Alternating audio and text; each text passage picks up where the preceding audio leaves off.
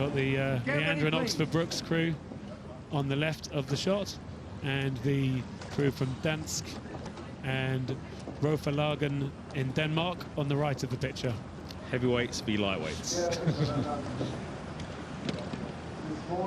So yeah, as you say, 11 stone 9 average against 14 stone 11 average. So only giving away the 3 stone on Attention! average. Go!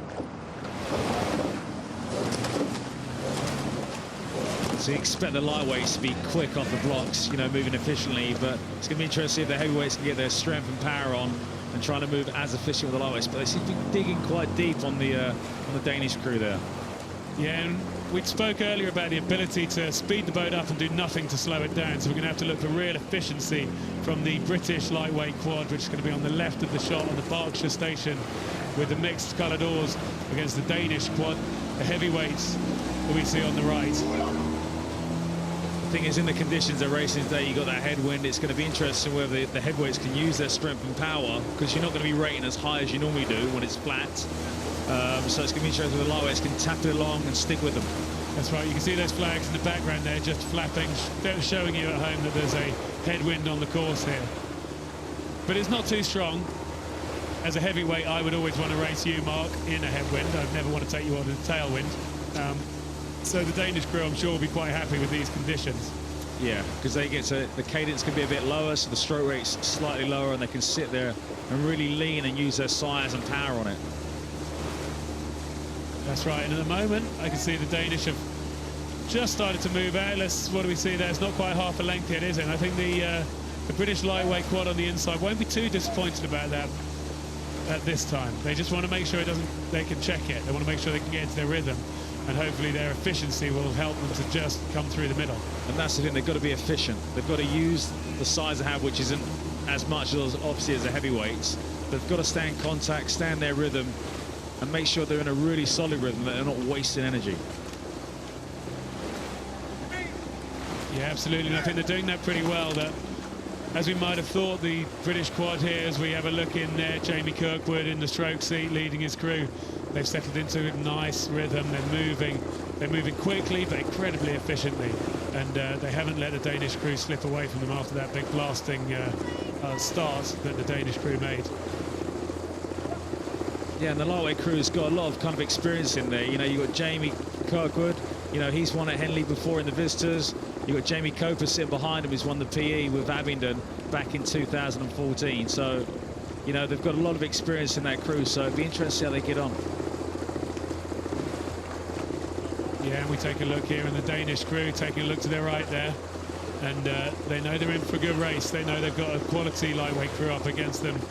As we see MS Hartstein in the bow seat, 92 kilos of him, looking to his right and saying, these lightweights haven't gone away, we're not shaking them off. And this is a good thing about being a lightweight. You'll sense the heavyweights start to panic.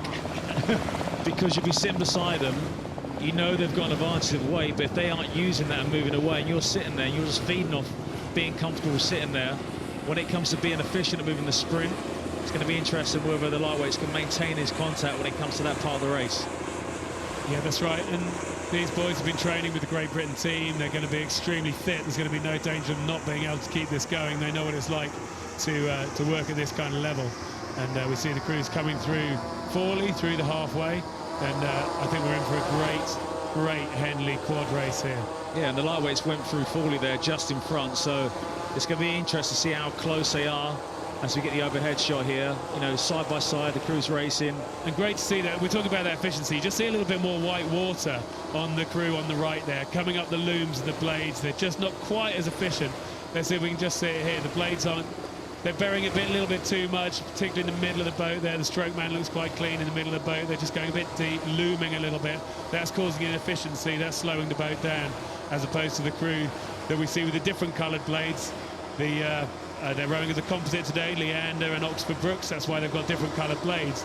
But just see if they can be totally together and totally efficient, and only putting the painted bit in the water. Yeah, normally when that looming comes is when people open their body up too early. So instead of like driving with the lower part of the body or your legs and through your glutes, people tend to open up by lifting their body too early, which makes the blades go deep, which drags dirty water, which theoretically slows you down. So let's see, we've been thinking that this lightweight quad are going to continue coming through, but you can see on that board there it's still absolutely, well, pretty much exactly neck and neck as they came through the 3/4 mile. And there's still really nothing giving in this race at all. Yeah, and this is always where it really hurts, in the third section of the race. You know, kind of when those questions start being asked in your mind, that little voice, you know, and who can kind of push that voice away and keep pressing and keep moving on.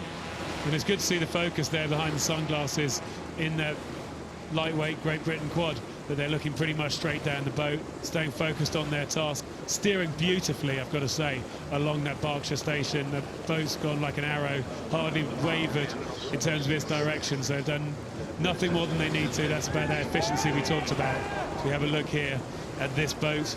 The Danish boat looks quite solid in the water, moving quite solidly, but I don't know if they're going to have quite the whip and that ability to change pace and build up as we come into the enclosures, which both crews are going to need to do now.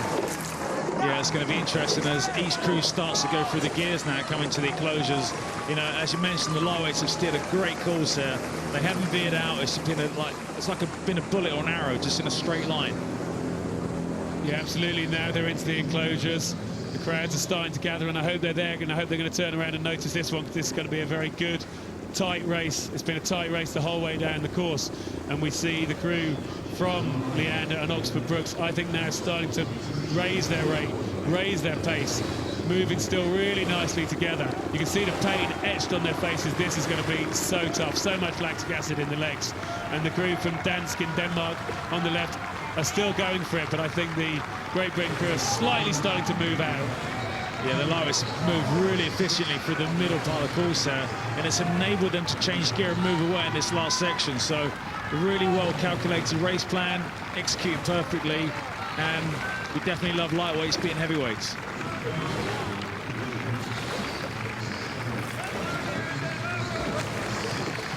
Well, it's going to be true to Denmark in this race. The lightweight Great Britain quad here with Leander Club and Oxford Brookes are going to come through and take this one.